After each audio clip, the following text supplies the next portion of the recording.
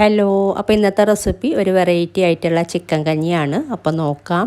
അപ്പോൾ ഇതിന് വേണ്ടിയിട്ട് ആദ്യം തന്നെ വെളുത്തുള്ളി അതുപോലെ ചെറിയ ഉള്ളി രണ്ടും കൂടെ ക്രഷ് ചെയ്തെടുക്കണം. ഒരു 8-10 ചെറിയ ഉള്ളി അതുപോലെ 8 വെളുത്തുള്ളി അല്ലിയും കൂടെ എടുത്തിട്ടുണ്ട്. ചെറിയ ഉള്ളി ഒരു 8-10 എണ്ണം എടുക്കാം. അതുപോലെ വെളുത്തുള്ളി അല്ലി 8 എണ്ണം എടുത്താൽ മതി. എന്നിട്ട് രണ്ടും കൂടെ ക്രഷ് ചെയ്തെടുക്കുക. ഇതിപ്പോൾ ഞാൻ രണ്ടും കൂടെ ക്രഷ് ചെയ്തെടുത്തിട്ടുണ്ട്. നന്നായിട്ട് തന്നെ വെള്ളമൊന്നും ചേർക്കാതെ ക്രഷ് ചെയ്തെടുത്താൽ മതി. ഇനി നമുക്കിത് മാറ്റി വെക്കാം. അപ്പോൾ ഇനി നമുക്കൊരു പ്രഷർ കുക്കർ ചൂടാകുമ്പോൾ ഇതിലോട്ട് ഒരു 2 ടേബിൾ സ്പൂൺ ഓയിലും 2 ടേബിൾ സ്പൂൺ നെയ്യും കൂടെ ചേർത്ത് കൊടുക്കുന്നുണ്ട്. ഇത് ചൂടായി വരുമ്പോഴേക്കും ഇതിലോട്ട് ആദ്യം സ്പൈസസ് ചേർത്ത് കൊടുക്കണം. ഞാനത് വിട്ടുപോയി. ഇപ്പം ഞാൻ ചേർത്തിട്ടുള്ളത് ഉള്ളി ക്രഷ് ചെയ്തതാണ്. അപ്പോൾ അതിന് മുന്നേ നിങ്ങൾ സ്പൈസസ് ചേർത്ത് കൊടുക്കുക കേട്ടോ.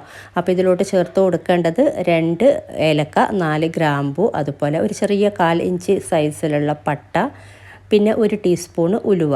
ഇത്രയും കൂടെ ചേർത്തിട്ട് ആദ്യം ഒന്ന് ചെറുതായിട്ടൊന്ന് മിക്സ് ചെയ്തിട്ട് പിന്നെ ഇതിലോട്ട് ഉള്ളി അതുപോലെ ചെറിയ ഉള്ളി വെളുത്തുള്ളി രണ്ടും കൂടെ ക്രഷ് ചെയ്തത് ചേർത്ത് കൊടുത്തിട്ടൊന്ന് വഴറ്റി കൊടുത്താൽ മതി. പിന്നെ ഒരു ബേ ലീഫും കൂടെ ചേർത്ത് കൊടുക്കാം കേട്ടോ.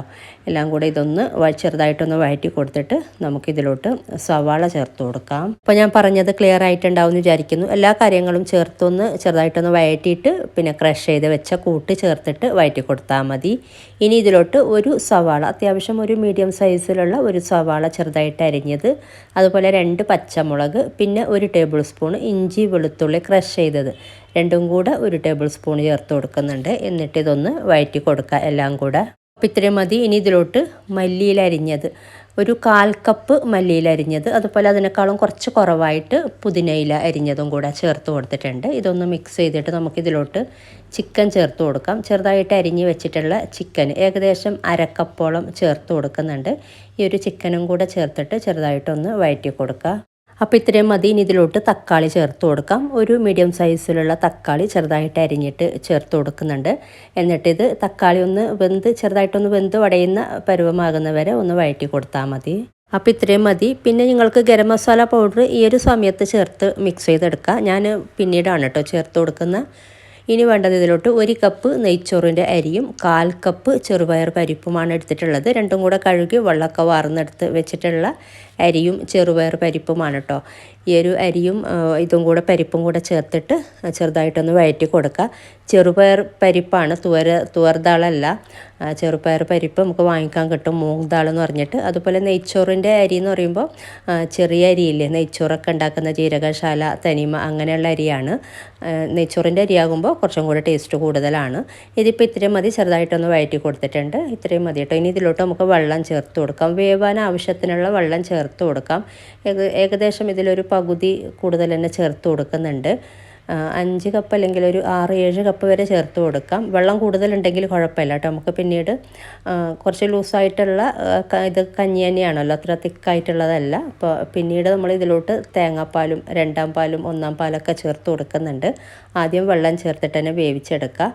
പാകത്തിനുള്ള ഉപ്പ് ചേർത്തിട്ടില്ല, ഉപ്പ് ചേർത്ത് കൊടുക്കാം. എന്നിട്ട് നമുക്കിത് മൂടി വെച്ചിട്ട് 1 വിസിൽ വന്ന ശേഷം ഹൈ ഫ്ലെയിമിൽ തന്നെ ആദ്യം വെക്കുക. എന്നിട്ട് 1 വിസിൽ വന്ന ശേഷം ലോ ഫ്ലെയിമിലോട്ട് ആക്കിയിട്ട് ഒരു 4-5 വിസിൽ വരുന്നവരെ വേവിച്ചെടുക്കുക.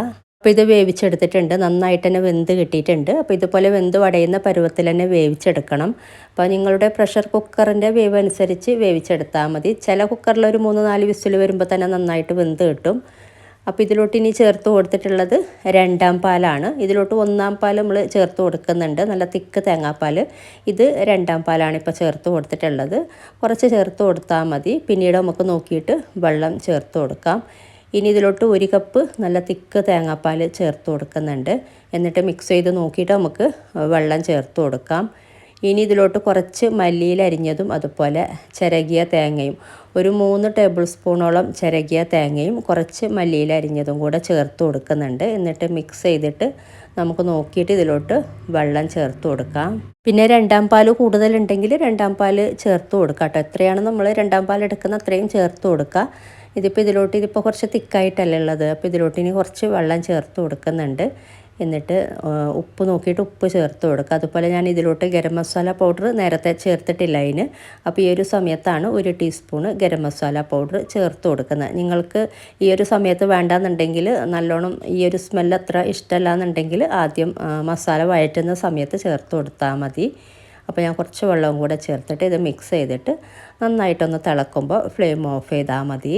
പിന്നെ ഉപ്പ് ചേർത്തിട്ടില്ല, പാകത്തിനുള്ള ഉപ്പ് ചേർത്ത് കൊടുക്കുക. നമ്മൾ ആദ്യം അരി വേവിക്കുമ്പോൾ ചേർത്തിട്ടുണ്ടായിന്, അതിനനുസരിച്ച് ചേർത്ത് കൊടുത്താൽ മതി. എന്നിട്ടിത് നന്നായിട്ട് മിക്സ് ചെയ്ത് ഇത് തിളക്കുമ്പോൾ ഫ്ലെയിം ഓഫ് ചെയ്യാം. ഇടയ്ക്കൊന്ന് ഇളക്കി കൊടുക്കണം, അല്ലാന്നുണ്ടെങ്കിൽ അടിക്ക് പിടിക്കും.